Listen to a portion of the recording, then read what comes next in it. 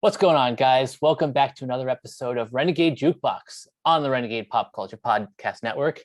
My name is Mike. I'll be your host this evening. Join me, as always, is my co-host, Nick. Hey, guys.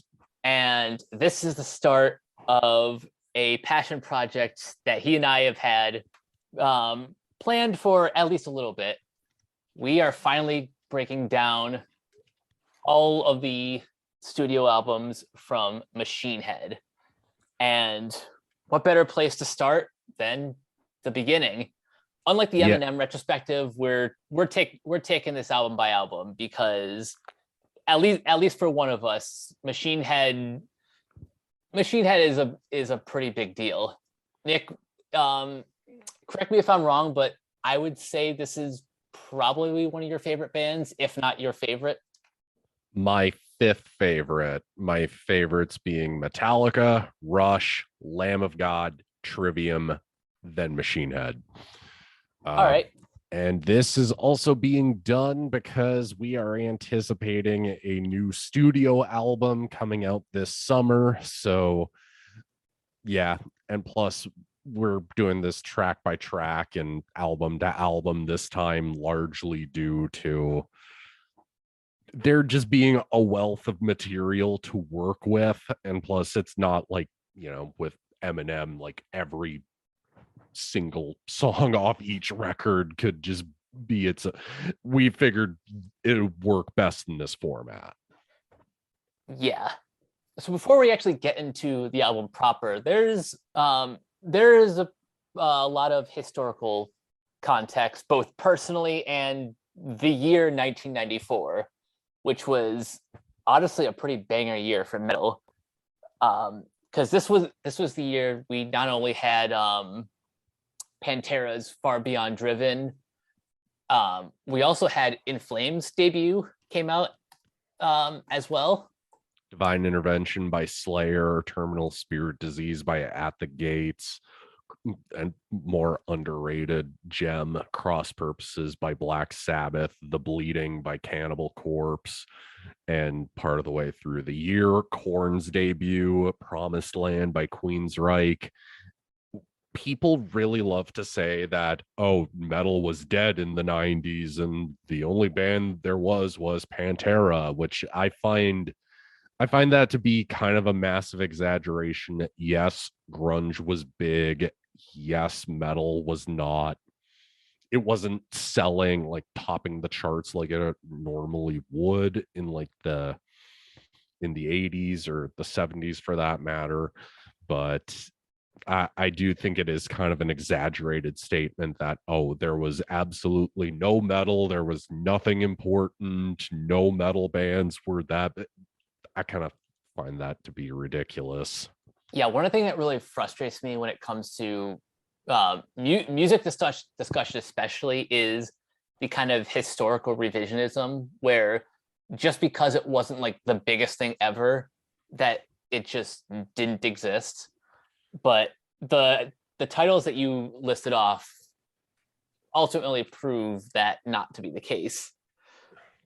Well, my thing is just, yes, while Nirvana was the huge band from 1991 to 94, people act like it was just 1991 to 1994. Metal was completely out of the picture altogether. Nothing to do with metal. No metal records got released. It was only Pantera and Metallica. That's it. And I just kind of go, man, you do not do your homework or do your digging, because, well, here's kind of how we have to start things off with Machine Head, because I don't know if Mike knows about this, but Machine Head started due to one Rob Flynn being in a Bay Area thrash band called Violence.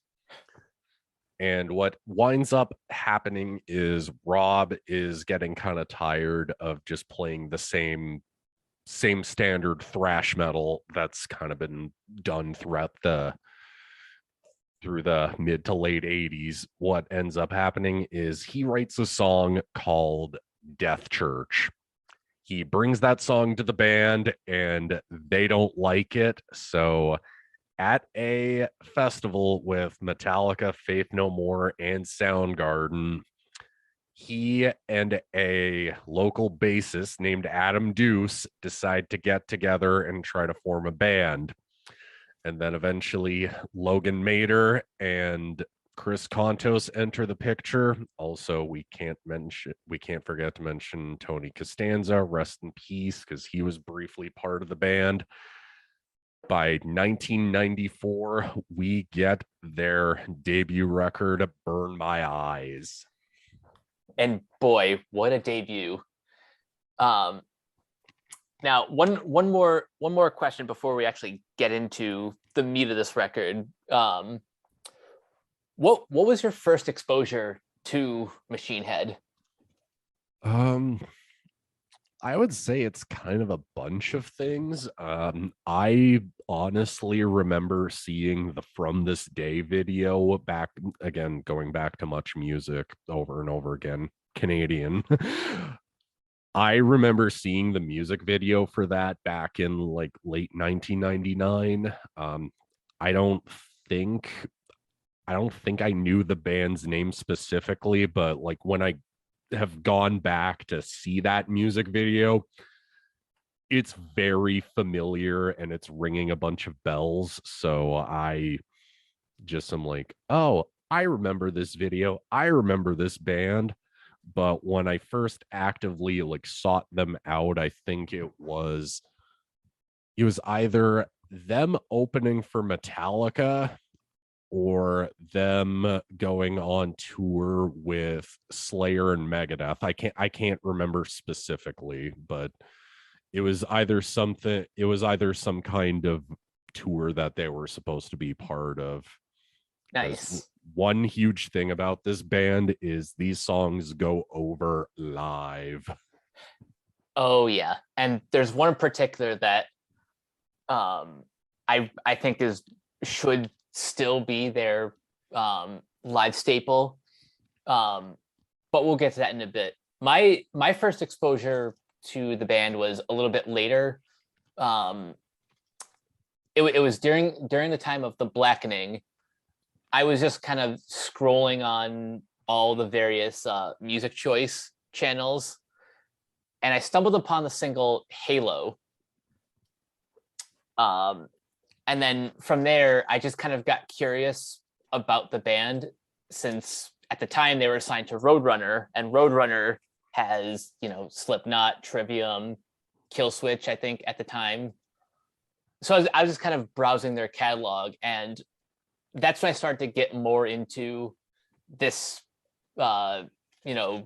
this groove metal genre that they were involved in. And yeah, from there, I just really grew to love that sound. But this is where it all began. So yeah, let's dive into this, because we have to start with a really great opening track, Davidian.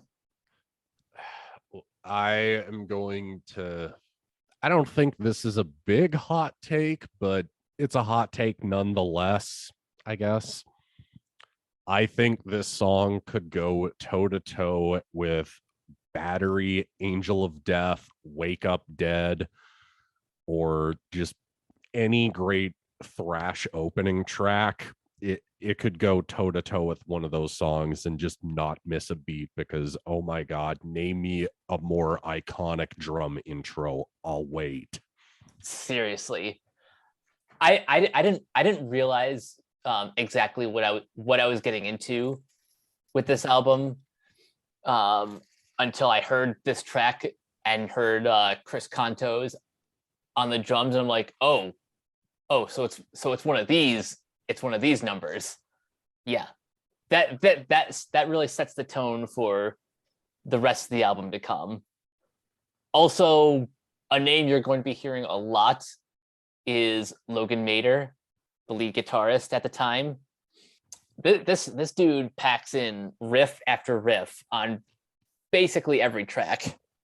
Yeah, the guy, The thing about Logan Mader's riffs, and the thing you've got to keep in mind about like mid to late 90s metal, is that a lot of people do tend to compare guitarists to Dimebag and to Pantera. And while, yes, it is very obvious that they love Pantera on this record, it's equal parts Slayer and equal parts Biohazard.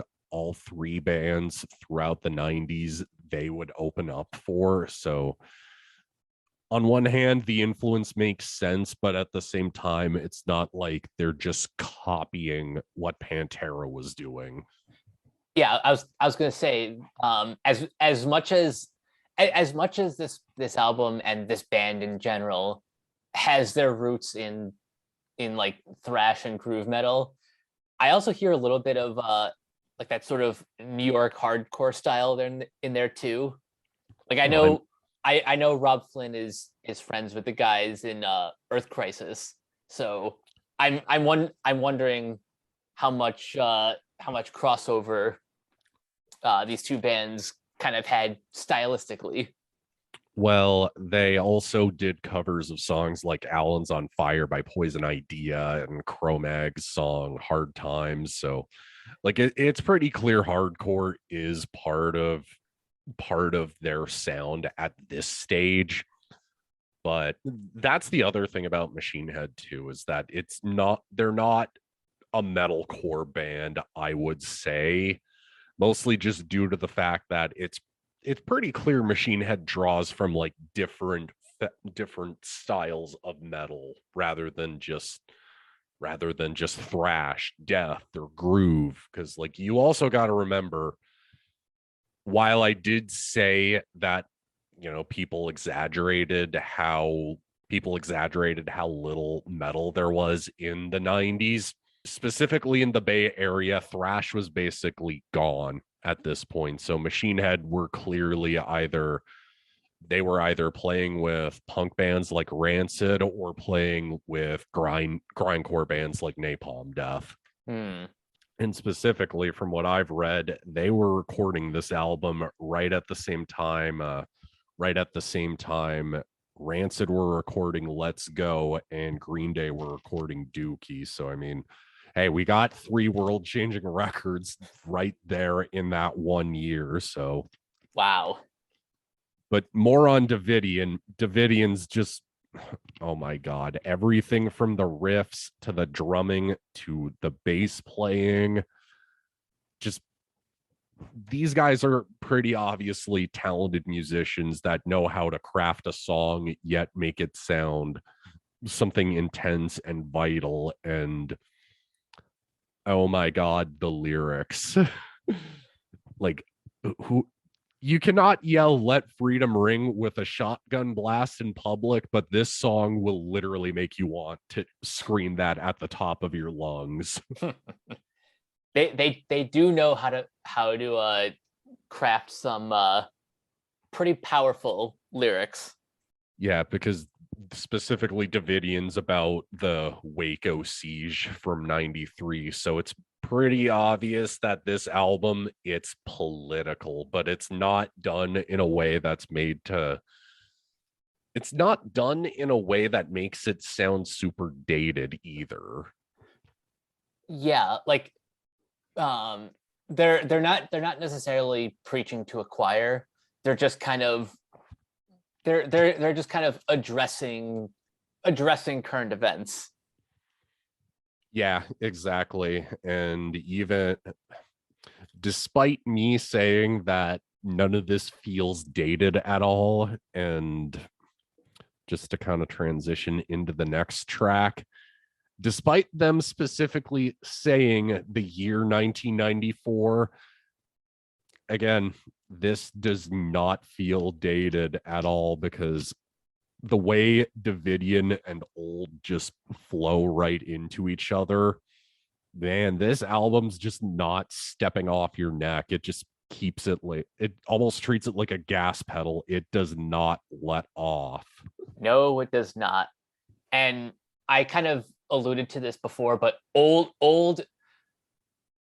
should like always be a live staple, because every time I have listened to this track, I I just kind of fill in the crowd in my head, just because like the energy, the speed, the intensity of this song, it's just kind of perfect for that environment. Oh, yeah. This song throws down, especially in a live environment. I mean, yeah, it's a very short song. Yeah, the chorus does get in your head, but at the same time, it doesn't let off. It doesn't, you basically never get the impression you're not listening to a badass metal track. You're always just getting like riff after riff after riff, and it sounds so different and unique, especially compared to basically most bands of the time. It's not derivative of anything. Nope. Plus, I would even argue that throughout Machine Head's catalog, this is one thing I do miss about the band. Rob Flynn and Adam Duce kind of have like a brilliant Alice in Chains vocal kind of trade-off happening, the way Lane Staley and Jerry Cantrell would trade vocals back and forth with each other. And to think we're not getting that anymore is really kind of sad.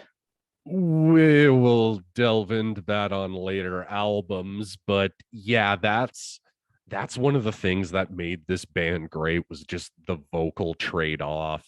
It's clearly a unique thing that happens in this band. But yeah, old rules, but we don't want to give the impression either that this album is purely just front loaded, because we still got technically 9 tracks, but it's actually 8 and an interlude track. But let's jump into 1,000 Lies.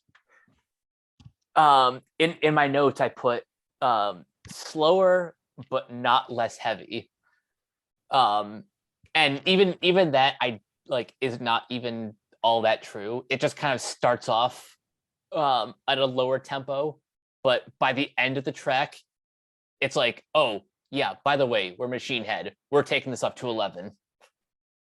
Oh yeah, even when the album does slow down on tracks later on the record, it's not going to stop. That clean intro, as great as it is, it just kind of gives you a brief little break from like the 9-minute assault you just experienced.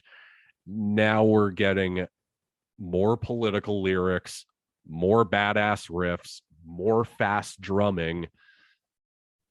And man, just everything about the, and for a 6-minute song, it blows by really quick. It really does. Yeah, and plus the soloing. I have no idea if it's Rob or Logan doing the guitar solo on this record, but man, the solos that Logan would come up with at this point in the band were something special. And by the way, just throwing this out there, I even have my Burn My Eyes shirt on for this episode. Nice. So yeah, you can tell that I'm excited to talk more about this, because oh my god, this would be, whenever I would make Machine Head specific playlists, I would go out of my way to put this and the next song in it every time. None But My Own. I would say this is the beginning of a lot of their Black Sabbath worship that happens throughout the catalog, but man, for a song that slows it down, it's not slow or dirgy or lethargic. It slows it down enough to just keep it engaging. Yeah. And correct me if I'm wrong, but this is one of the like personal tracks on the record. So the fact that it still retains its heaviness really it really makes a statement for for the band. Yeah, we've got to keep in mind a lot of the personal stuff that comes on later records. Like, yeah, this one, it does have to do with physical and mental abuse, but it's not as fleshed out as it would be, say, on like The More Things Change or Through the Ashes of Empires or The Burning Red for that matter. This is definitely just one of those songs that I feel could be universal, that it could be something political, but it also could be something that's also personal. And those are usually the tracks that like that people connect with the most, because it's lyrics that like anybody can latch on to, and yet the song at its core still has like that personal connection to the writers. Which, if you want lyrics that just continue adding to the great lyrics that just keep getting added to this record, the opening lines to The Rage to Overcome just hit so hard. I don't know about you, but they just hit me personally, just saying this world does not want me, this world does not care, and I'm a product of this world. Confused, I'd say that's fair. Oh That God, I have been feeling that for a while. Yeah, that way to go for the feels, man. Like that's the one thing I've got to say about just the lyrics. Yeah, they're very blunt and to the point, but at the same time, they still make you feel something. And it's not just the music doing that, it's the lyrics too, because for me, both have to reinforce each other. Yeah, and on this record, the lyrics are just as heavy as the instrumentals, just in different ways. That riff, man, that like the way they incorporate the pinch harmonics and just still keeping the speed up, it's just something very unique that even though we would get albums like Demanufacture by Fear Factory, even though we were getting Far Beyond Driven and The Great Southern Trendkill 2 years later by Pantera, it still felt like something different and unique at the time, and it's not dated. All I have on my notes for the Rage to Overcome, I just put down the names Chris Kontos and Logan Mader, because them and also Adam Duce they're the stars of this track. Just the drum intro from Kontos is like it's killer.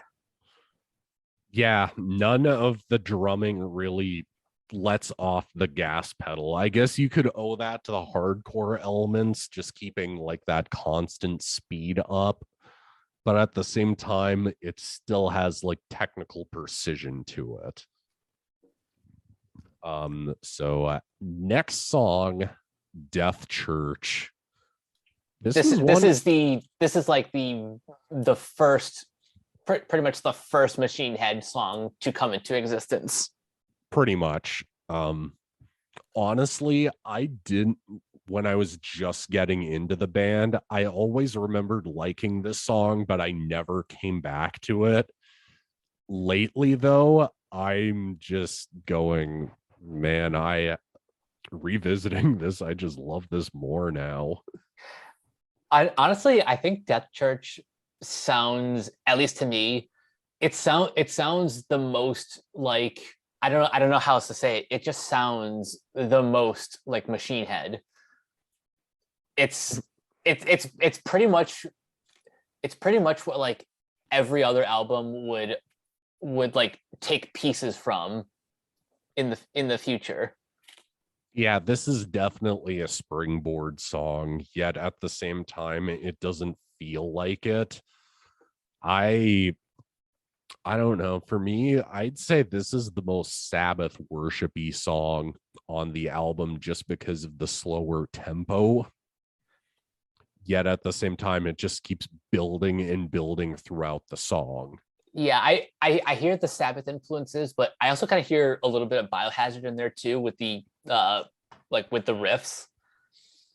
Yeah, definitely. Because I mean, the thing that I think people undersell, especially at this point, how big of a deal Biohazard was in the 90s. And plus, you got to remember by the time this album was released in 94, it was either just thrash metal, death metal, groove, prog, and that was it. That was typically what was either being released or talked about.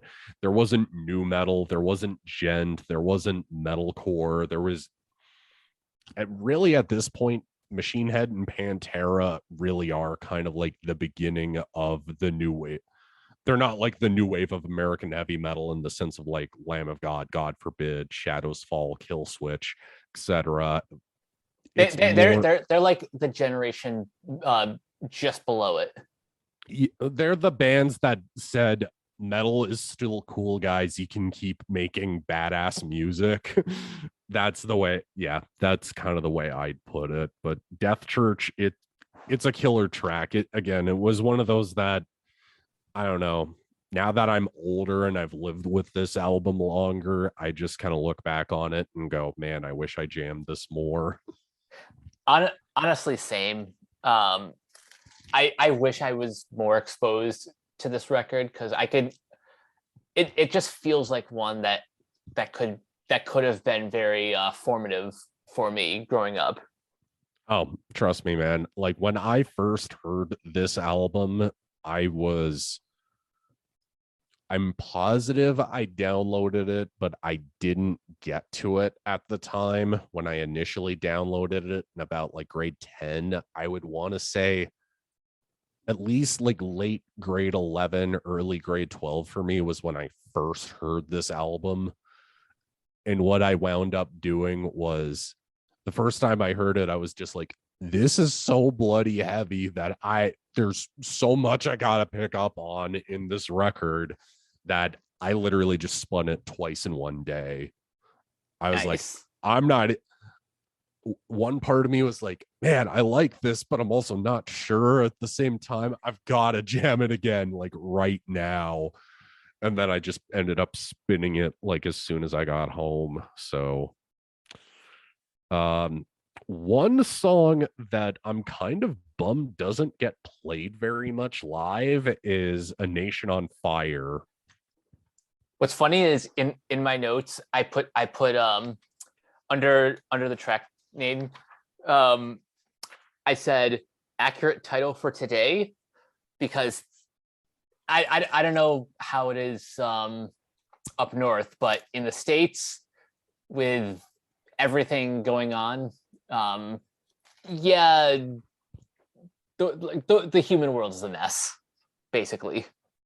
Yeah, trust me, man. It's the same up here in Canada. It's just instead of exclusively black people, it's native people, like in the indigenous communities specifically that like I'm not saying black discrimination doesn't happen in Canada, but most like the most prevalent discrimination, I don't know if that would be the right or appropriate word, would be discrimination towards the indigenous communities. So this is a song that's also very topical, but the way it's handled, it's just done in a way that just does not make it feel like this is specifically tailored to events in 1994, that it's applicable regardless of what decade you're listening to it in. And that's what, to me, that's what all good music should strive to do. Yeah, like you can have songs that like have lyrics specific to um current events, but um as we said earlier, like as long as you keep them like just vague enough that it could apply to any situation. That's how you go from like a good or even great song to a timeless classic. Yeah, and one thing I just kind of find weird is that, and we'll obviously be talking about this record eventually, but when the band was touring behind their third album, this would be a song they would actually bring back into the set list. And I'm just kind of going, wow, is it kind of jarring going from like your radio single you're trying to promote at the time To to this. this supercharged political anthem that starts out pretty slow and cleanly played and then just like just nonstop, not letting off the gas pedal like a lot of the earlier tracks on this record. But no, I love this. This is one of my, beyond Davidian and Old, which I know would probably both be our one of, or at least our favorites on this record, this would be like one that I think needs to be talked about more. I think one of my favorite tracks on here is the next one, Blood for Blood, which this is the one where you can really hear the Bay Area thrash influence, specifically Testament is what I noticed listening to this. Oh yeah, a lot of the riffs would not, on this song specifically, it would not be out of place on Save the Gathering, which I know that's an album that comes out 5 years later from 1994, but no, I don't disagree with that at all. Blood for Blood's badass. It's, even when it has that clean sung section, it does not feel like it's a lighter track. Nope. Yeah, and this I definitely would see them, considering that they're opening for Napalm Death at this point in their career, I can totally picture this being one of the songs that would actually get the crowd moving again, rather than just them going like, stop with the singing.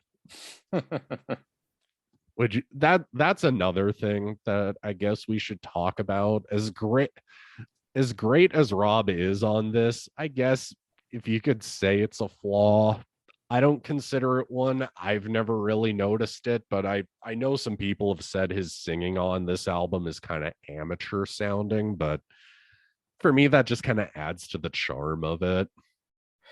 It's funny. I read somewhere that Flynn kind of described his vocals as like barking on key, and listening to this album, yeah, that checks out. Like, I would say this would be the perfect album to give to Kiona. To be honest, if we're wanting him to check out some heavier bands, I would say give him a copy of Burn My Eyes. The next song, I'm Your God Now. You didn't know the story to this, Mike. Yeah, I just learned the story about this recently, and I think lyrically this might be one of the darker tracks on the record. Now let me see if I have this right. This song is pretty much describing substance abuse for one, but also he's kind of talking about the friend he lost to, was it a coke addiction? Okay, so here's what happens. So Machine Head ink their deal with Roadrunner Records, and Rob gets an advance from the record label of some kind. Keep in mind, I'm paraphrasing this story drastically, so some details might not be the most accurate, but from what I've heard, Rob inks the deal with Roadrunner Records. He spends his advance or celebrates with him and a friend, and they celebrate by going and buying some heroin. Oh, because the Bay Area, drugs. So what winds up happening is Rob ODs and almost dies, right? And he has the contract that he just signed with Roadrunner Records right when he's ODing. I don't know what gets him to snap out of it and come back to life, but I just know that he ODs, and then either like a week or two after, the person that he's doing the heroin with ODs too, but he doesn't make it. Wow. Yeah, so like you can obviously tell it's a song about drugs just by the first lyric of the chorus. So drink up, so shoot it, and why must this feeling end? Like, yeah, you can tell it's about drugs, but again, it's something that's kind of just makes it feel universal and just describes it to an outsider looking in as great of detail possible. Yeah, and I think the fact that he survived this and was able to tell the story, it says a lot about his character. Yeah, which we'll definitely get into more of that, especially when we're talking about the Burning Red. Like that's going to be the beginning of like what a lot of personal stuff that would show up on later records would happen. But I mean, considering that this is just kind of the genesis and the beginning of the band, and that a lot of people weirdly consider this I've never thought of this song as a ballad in any capacity, but It's too heavy to be a ballad. yeah, definitely. It's just one of those songs that just feels kind of perfect in its placement on the album. This album just kind of flows perfectly from track to track, and the album never really feels its length. It doesn't, and I also cannot in good conscience think of like a skippable track. And yes, I'm saying that as a transition to, well, a transition song, which kind of has one of my favorite titles, Real Eyes, Realize, Real Lies. The wordplay on that is just incredible. Yeah, this is just an instrumental track with a bunch of news clips played on top of each other. But I mean, at the same time, it works for what it intends to accomplish. I can't complain about it very much, especially when the music that's being played on it just kicks your ass for the short time period it does. Yeah, for a mere transitional track, they did not have to go this hard, and yet it works. Combining Logan Mader's riff with sound bites from the LA riots it doesn't sound like it should work, but like when you actually hear it on the record, its placement is just right. Yeah, and then we transition into our final track on the album. We're not calling this song Block. We're calling it by its real title. This song's called Fuck It All. Yeah. Because I mean, that's what he literally says it in the chorus. But I mean, from what I've heard, it's Roadrunner Records that told him, yeah, you can't have a song called Fuck It All on your album. I mean, that makes sense because you have to sell the record. So well, at this point, isn't Walmart like the biggest record chain in America at that point? And you've got to get your record, because like this was when Walmart was like carrying CDs. Oh yeah. Oh, so yeah, that makes more sense why they would have to be a little bit more protective. I mean, because I know you guys had Sam Goody in the US at one point, but I mean, like up here in Canada, weird enough, Canadian Walmart doesn't care about things like that. But yeah, I mean, what can you do? We got a badass closing track out of it. Oh yeah. This is really the only way you can close an album like this. Just something that's very fast, something that's as energetic as the previous 10 tracks that just kicked your ass the entire time. Yeah, even though Even though This closer, I don't even know what else to say about it. It's just, it's perfect in the way that like Davidian is a perfect opener. yeah, it kind of bookends things as perfectly as it gets. And that end, you just kind of got to realize you just spent 55 minutes, almost an hour listening to an album. But you got to think about it too. Did you ever once feel bored listening to it? No. Nope. Did you ever once go, maybe this song could, you could trim this fat and the record would, no. Nope. Everything impacts. This, to me, this goes toe-to-toe with Kill 'Em All. This song goes toe-to-toe with Show No Mercy. This goes toe-to-toe with even Sepultura's debut Morbid Visions. Like this is one of the best metal debut albums ever made. Yeah, I agree with that. This album rips. It's nothing but bangers. It never lets go. Even in like the slow moments, that's like your 5 seconds to breathe, and then it just clobbers you right, like it gets right back to clobbering you with riffs and some of the most intense drum work that I've heard from this era.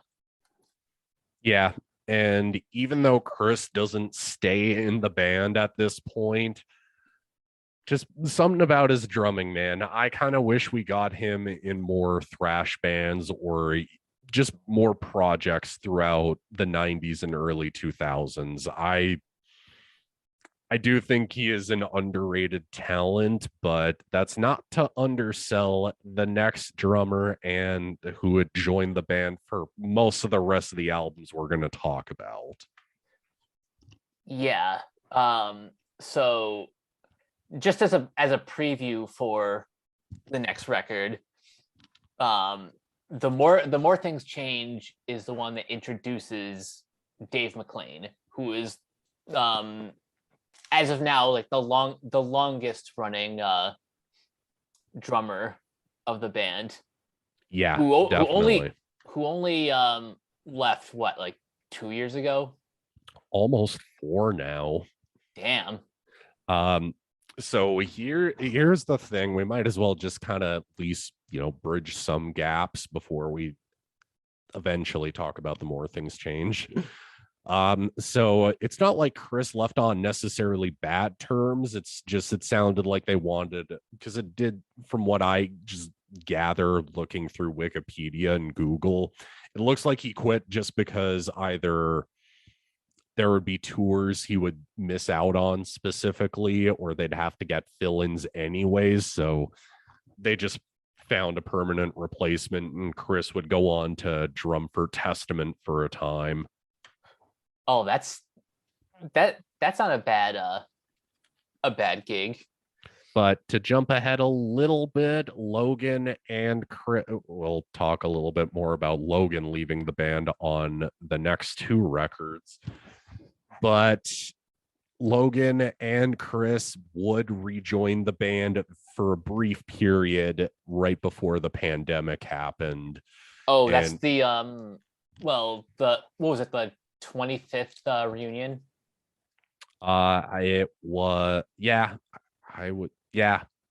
We're coming up on almost 30 years of this record, and I hate to sound like beating a dead horse, because I honestly kind of wanted to go into this and go like, okay, as much as I love this record and I've got rose-colored glasses for it, let's go back and try to like analyze more of it. But no, I just come away from this loving it more.